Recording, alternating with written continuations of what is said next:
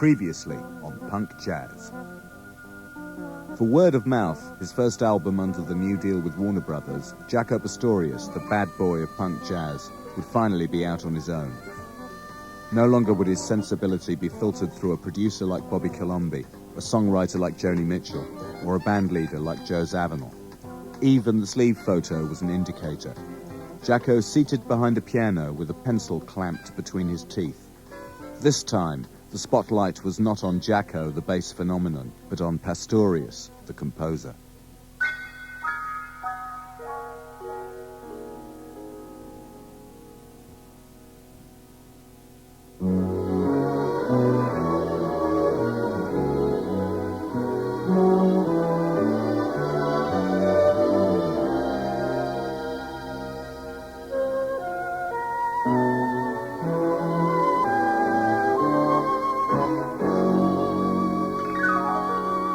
Right here, see that table there?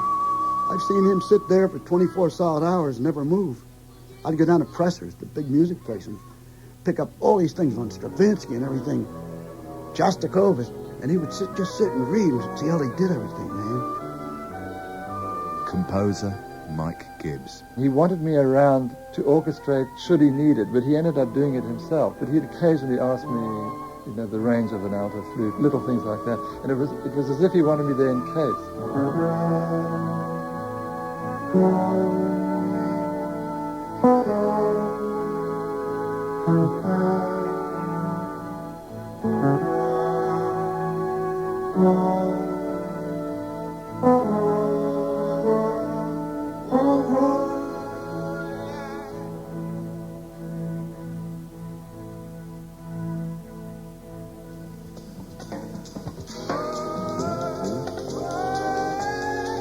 We then went to LA for 4 days. We stayed at Peter Erskine's house, and then we were recording.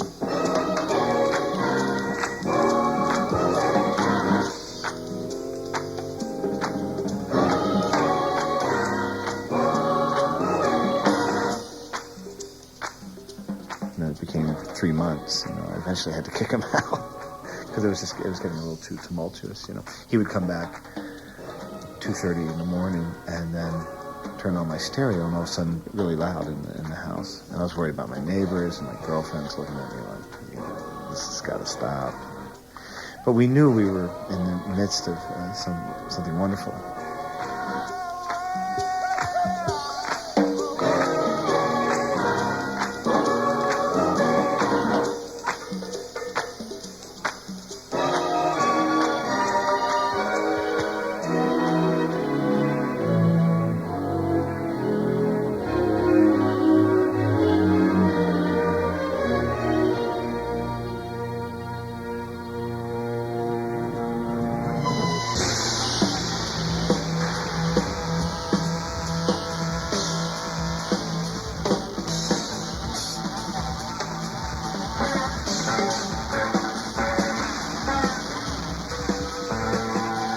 At one point, I remember he was setting off firecrackers in the echo chamber, and recording that. So there's a lot of far out sounds on there.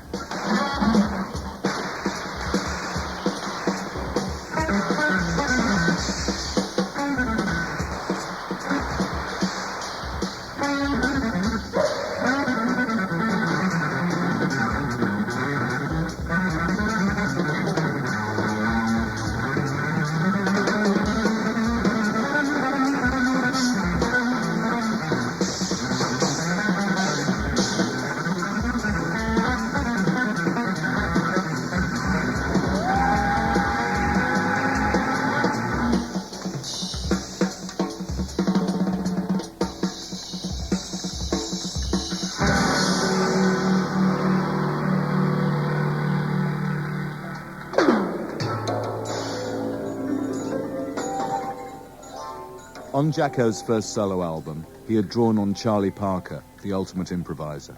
This time, the non-originals were by two of his favorite composers, Johann Sebastian Bach and Paul McCartney.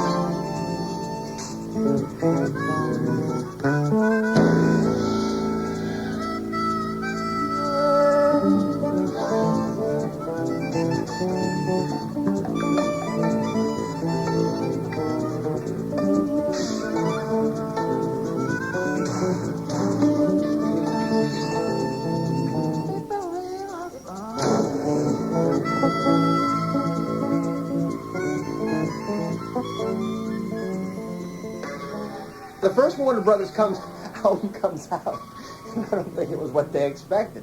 They expended a lot of money. They gave him a huge release. Jaco's brother Rory. And the first song on side one is Crisis, which is just a bass riff forever.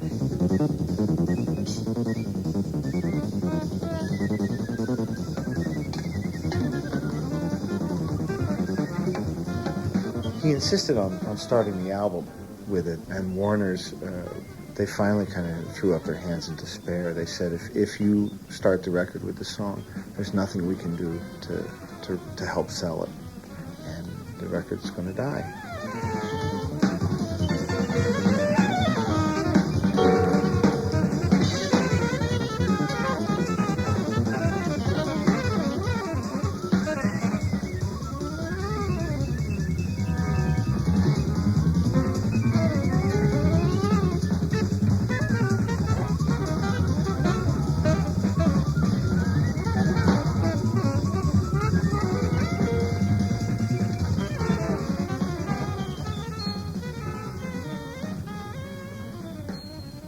Warner Brothers had signed Jaco for 2 albums, and the label had high hopes that with word of mouth out of his system, Jaco would bring in what they really wanted from him, a crossover smash to rival Heavy Weather.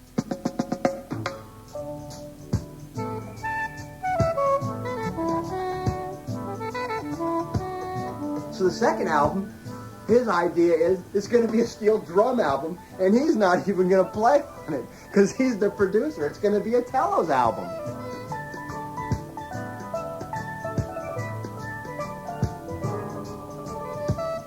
And they were going to do Holiday for Strings. In fact, it was called Holiday for Pans, you know.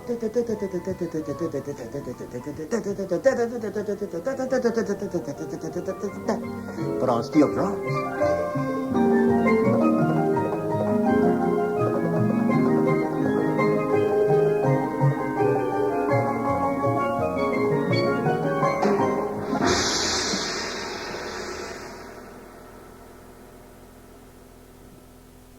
Warner Brothers didn't want to know anything about Holiday for Pans. Othello Molyneux. I remember sitting with him crying on the phone to the record company executives, you know, saying, all I want is my music out. I don't care what you do. I mean, I'm talking about tears streaming down his face, saying, all I want to do is people to hear my music. Jaco saw the face of the front office, you know, in America. Wayne Shorter. The true face of corporate money-making appeared in Jaco's life. Unless they have a guaranteed something that's going to sell and all that, you have to be ready to go down with the ship. While Jaco argued and pleaded with Warner Brothers over Holiday for Pans, word of mouth was going gold in Japan. If he wanted people to hear his new music, Japan was therefore the logical place to start. However, at this time, logic wasn't his strong point.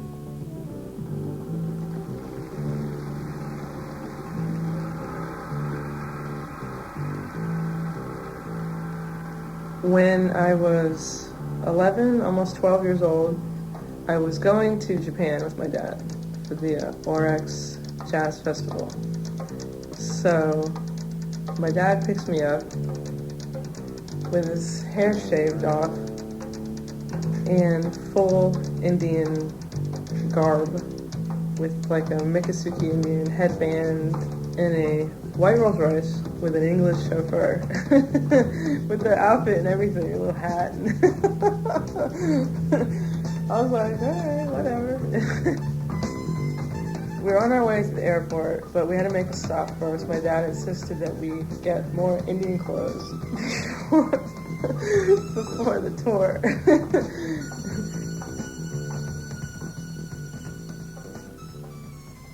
Saxophonist Randy Emmerich. We met in California, LA airport, I believe. And when I first saw him, I knew immediately there was something wrong. He was walking around with a bass, no case, with a pair of sunglasses on with one lens missing, talking about how he had been blind from birth.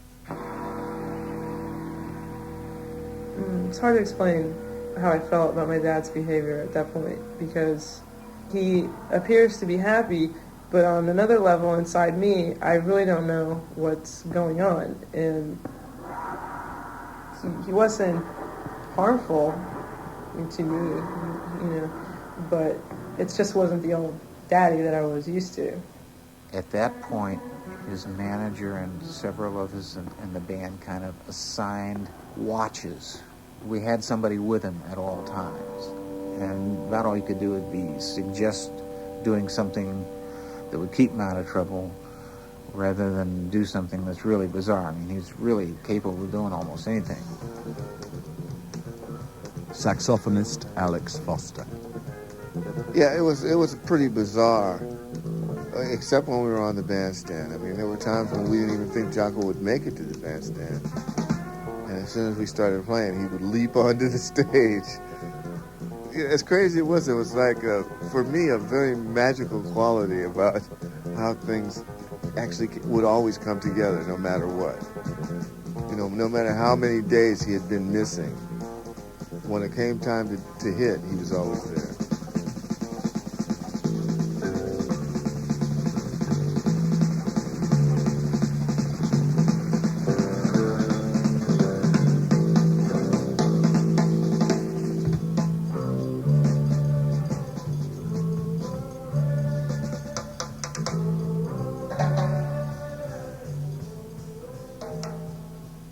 The thing is, he could switch back. That's the nature of the illness, and that's, I think, why I went untreated for so long, because he could be totally out of control, like he was on a Japan tour. And then I remember I didn't see him for a little bit, and the next time I saw him, it was Daddy again. Normal stuff.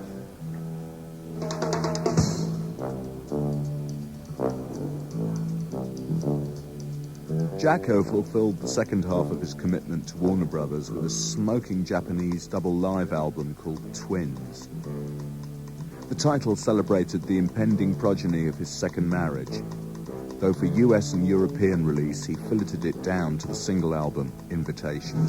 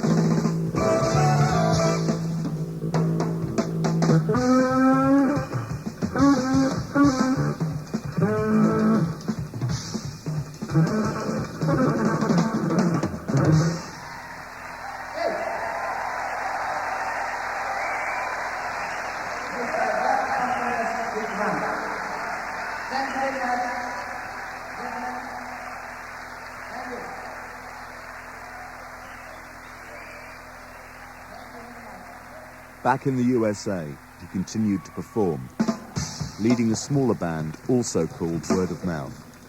But But due to Jaco's increasingly erratic behavior, that band splintered before it could record. Percussionist Don Alias.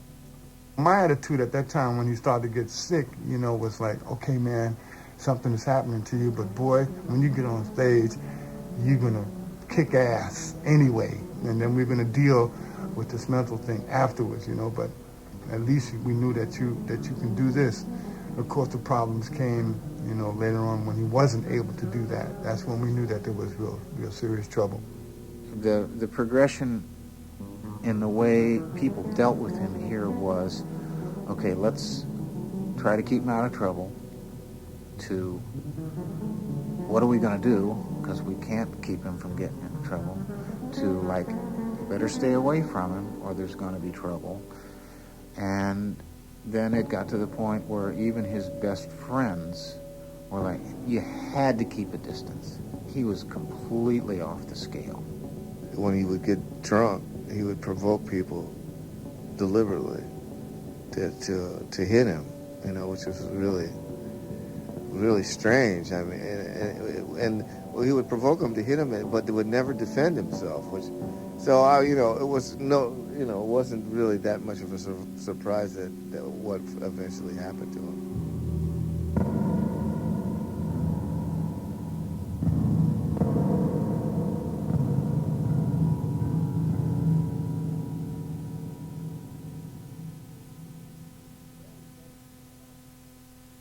Very late in his life, he told me once, all my life, I wanted to be known as the greatest bass player, okay? So now all these polls tell me, I win these polls, I'm the greatest bass player and all this.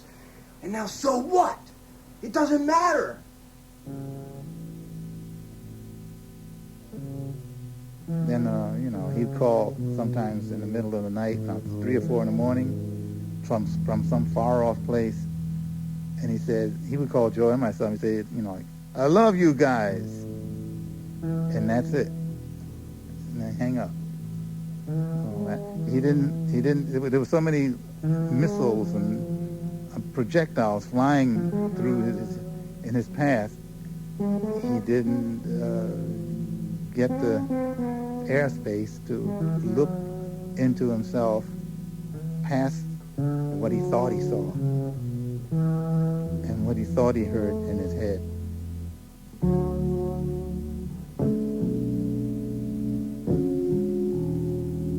By the time the twins were born, Jaco's second marriage was all but over. His manic depression was now in full effect, and his new wife, Ingrid, was understandably unable to deal with him. Jaco relocated to Manhattan, but was soon evicted from his apartment. 2 years after that Japanese tour, he was still making music, but he ended up sleeping rough in Washington Square Park.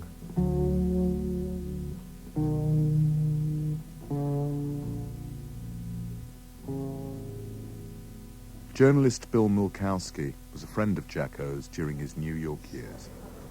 Well, Jaco actually lived for a period of time on Jones Street, which is only a couple blocks from here. And he actually turned his apartment into a swimming pool. He stuffed up all the cracks and filled up the room with water and invited a group of Vietnam vets over to go swimming one night. And that was it. The landlord kicked him out. He had no place to go, and he ended up living literally on this court, sleeping on the court and sleeping on the park benches in Washington Square Park. He lost his bass there a couple times. He would fall asleep with his bass propped up against the park bench and wake up and it would be gone. Sometimes he would find it in pawn shops, sometimes not, and sometimes he would show up for gigs with no instrument. And it was a very bohemian and dark period for him. See some different music. It's time, man. We got to get, us musicians got to get to work. This is bullshit.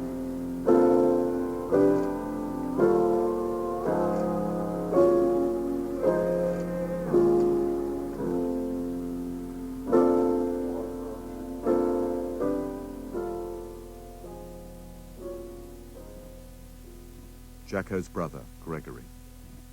things had gotten crazy. And I think that the frustration of knowing what you're capable of and not being able to do it, for whatever reason, if it's a record label that wants you to do something else, if it's you need a certain kind of quiet in a room with a piano in it and you don't have access to that, it's like being in a room someplace that you don't want to be in. You feel like you should be somewhere else doing something else. I think that's how Jaco felt all the time in the last years. Where's this place where I can go and get back to the original challenge?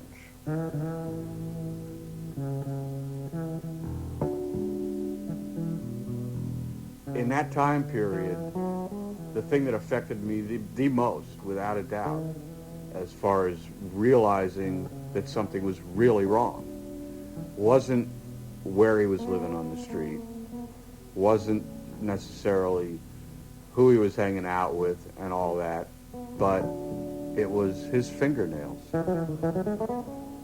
Because Jaco always took such care. It was such a part of his sound. If they were a little too long, they scratched the fretboard or whatever, got in the way. And he used to carry a little emery board with him. And he would constantly be working on his nails just so they'd be right. And that devastated me, that they were gone. They were, chewed off, down, like bloody. I mean, I knew at that point that this is so far beyond anything that makes sense.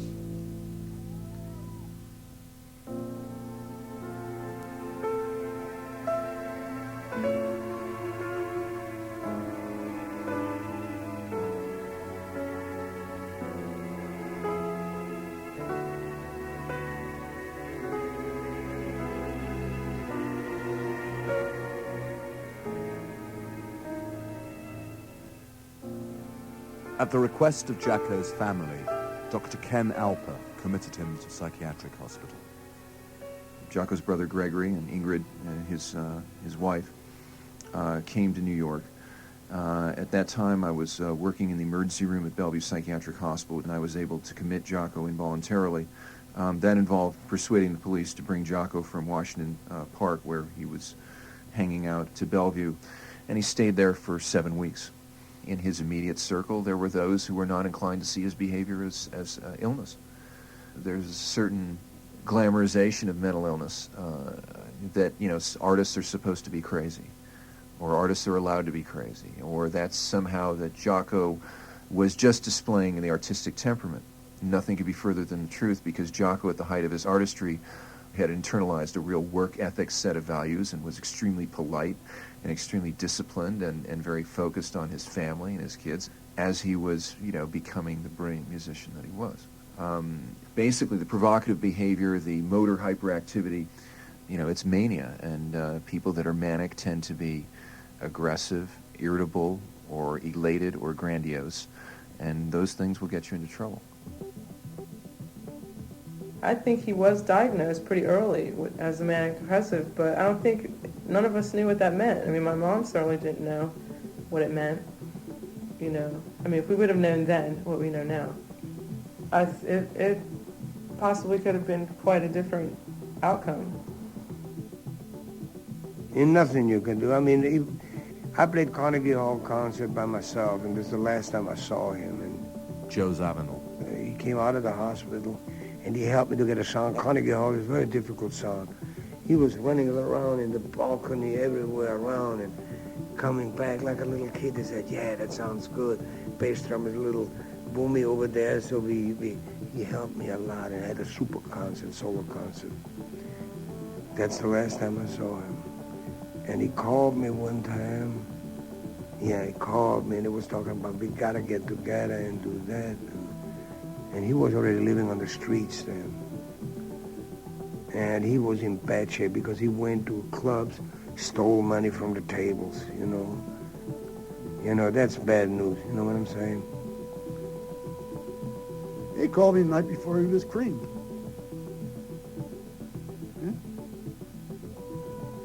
Hey, Dad. He said, just signed with Columbia Records, man. He said, Remember that tune you wrote years ago? You wanted to sing with just you and a bass. He said, you remember it. Ba ba ba ba ba ba ba ba ba ba ba ba ba ba. So I want to do it with you, man. I want to do it. We got to get together. I want to do that tune with you. Next day, I'm out of what's the name, and I get a call from Gregory. Dad. Yep. You know, I expected it sooner or later. You know. I just knew he was going to self-destruct. I knew it. It was inevitable.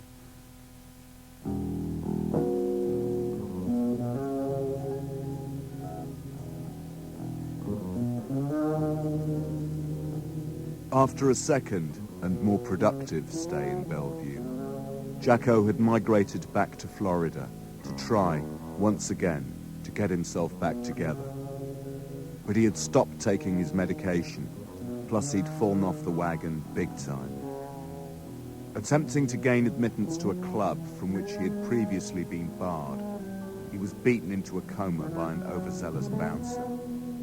9 days later, he died in hospital without regaining consciousness, a few weeks before what would have been his 36th birthday.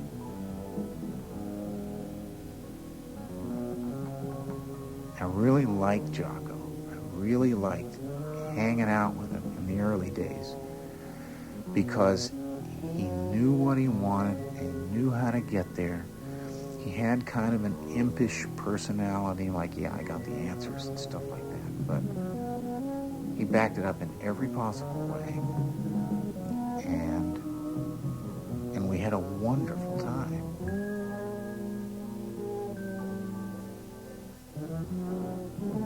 Yeah, on the outside, he was a happy-go-lucky, sort of happy-go-lucky Sagittarian.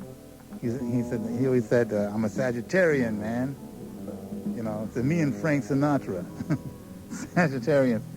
And, but I always felt that inside he was unsettled, you know, no landing place. Almost like he was looking for an airfield to land.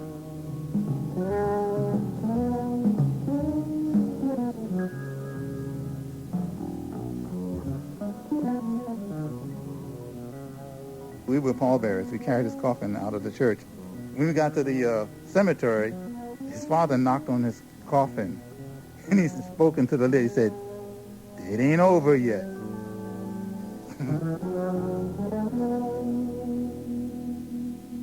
Jaco Pastorius, 1951 to 1987, the greatest bass player in the world.